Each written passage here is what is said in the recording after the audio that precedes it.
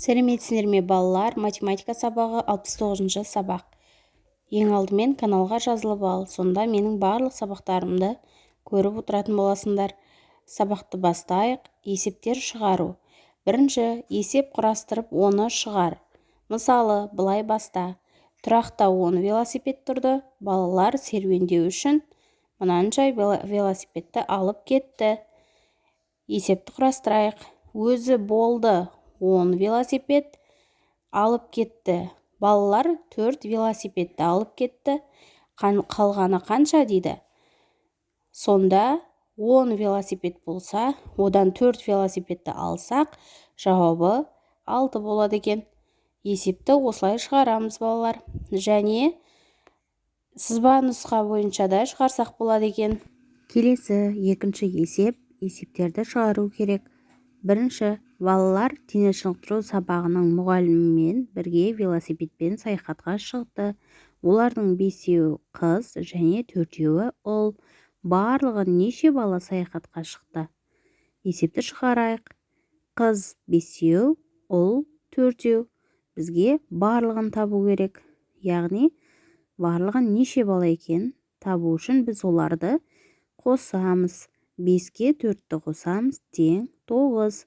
Сонда жауабы барлығы 9 бала саяхатқа шықты. Келесі нұсқасы, саяхатқа 9 бала шықты. Белгіленген орынға бірінші болып 6 бала жетті. Жолда әлі неше бала бар? Есептің шартын құрамыз және шешуін табамыз. Сонымен саяхатқа 9 бала шықты. Бірінші болып 6 бала жетті. Жолда неше бала бар? Шешуі 9 азайту 6 тең 3 бала. Сонымен жауабы 3 бала жолда келе жатыр екен балалар.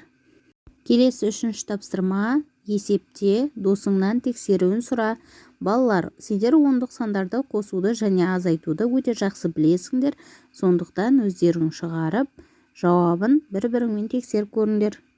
Төртінші тапсырма. Сиқырлы сандарды тап. Біріншіде 3 велосипедтің қосындысы 90-ға тең. 2 велосипедтің қосындысы 50-ге. 3. 2 велосипед пен 1 кішкене велосипедтің қосындысы 80-ге тең. Енді сиқырлы сандарды табайық балалар. Бірінші 20-ға тең. Екінші велосипед 30-ға тең және үшінші кішкентай велосипедіміз 40-ға тең екен балалар.